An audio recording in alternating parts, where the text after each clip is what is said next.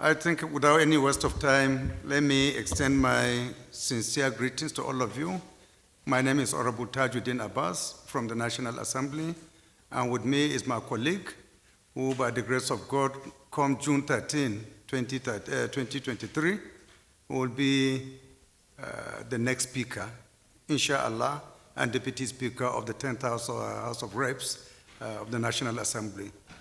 I think with this basic introduction, we can take your questions if you're ready. Sorry, let me open up. So why did you meet the President this afternoon, sir? You may recall that just 2 or 3 days ago, Mr. President was, the reign of power was handed over to him, May 29th, and since then, we did not have any formal interactions. We felt that it is expedient as the candidates of the party for the number 4 and number 6 positions. There is a need for us to formally come and congratulate him on behalf of all members-elect of the 10th Assembly. So that's just the reason why we're here, to basically congratulate Mr. President over his election and his inauguration as the President of the Federal Republic of Nigeria. Well, we didn't have any discussion concerning our opponents who are also aspiring to be speakers and deputy speakers. We restricted our discussions to the matters of the day, issues that have to do with the challenges that this country is facing, particularly the economic and social challenges, and what he intends to do within the next few days, beginning with what he has done on the issue of fuel subsidy. Issues of other candidates did not form part of what we discussed with Mr. President this afternoon. Well, first of all, I would want them to go back to history. Let them tell us, even in the few instances where the people who were ordinarily not endorsed by the governments of those days have done better than the leadership of the 9th Assembly, which we all believe was about the first time in 12 years that the thinking of the members of the National Assembly coincided with the thinking of the executive. The 9th Assembly is by far, and I say it with all sense of humility, the best National Assembly that the legislature and the executive had a very mutually beneficial relationship.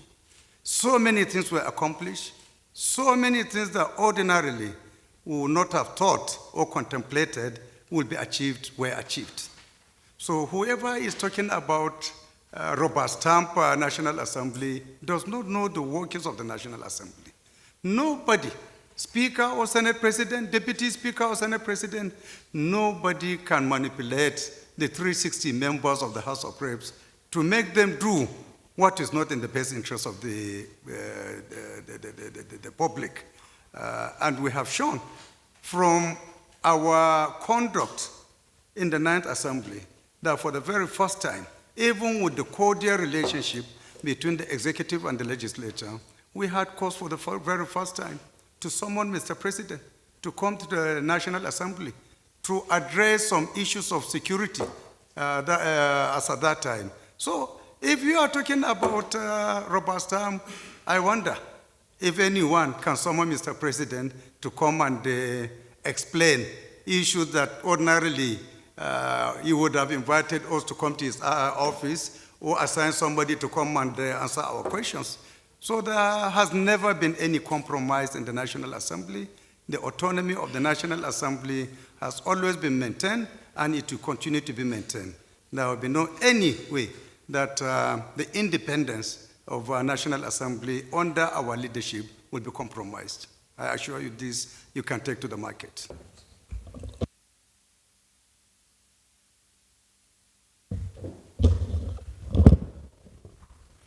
Thank you very much. Just in addition to what the speakership candidate just highlighted, what we are bringing on board is parliamentary sovereignty.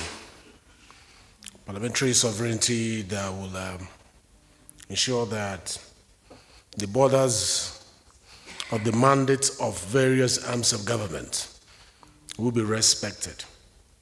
But also recognizing that interdependence is key towards achieving any national objective. We're going to ensure that though we are three arms of government, that we understand that we are one government. So the national objective of the executive, if it is what the people want, will remain the national objective of the legislature. We are bringing on board impartiality of this man that just spoke to you now holding the gavel, that will ensure that sentiments and emotions will not control the direction of the gavel, that the policies that will come out will be a reflection of the needs of the people of Nigeria. We are bringing on board institutional trust that will make Nigerians believe more in the institution of our democracy called the legislature, which is the fulcrum of our democracy. Because the more confidence they have in that institution, the more we will advance this democracy that people like Mr. President has fought for from the days of Nadeko to sustain up till now. We're bringing on board the balancing of inequalities that exist within our society. So Nigerians should be rest assured that innovations, transformations, reforms are going to be introduced by us, not as rubber stamp, but as people who believe that the nation building should be a joint task, involving the input of the executive and also the contribution of the legislative arm. This will not go without saying that the principles of checks and balances in the doctrine of separation of power will be duly observed. So there's nothing to be afraid of. We are coming, just like any national party in any advanced democratic climate, points to the direction of where they want to set up, how they want to set up architecture of government that will help them achieve their national objective. It happens in the US, be the Democrats or the Republicans. They will always say, this is the direction we want to go. It's not that they are bullying the parliament to go that direction, but as a party, they must have a direction they want to go. And that is what our party has pointed. And we are not relaxing. This man has not slept for days. I've not slept. We've been going around trying to make sure that, granted that the party has given us the platform, but I'm not conceding that that is sufficient for us to go to bed and sleep. We are lobbying these members and begging them, come over to our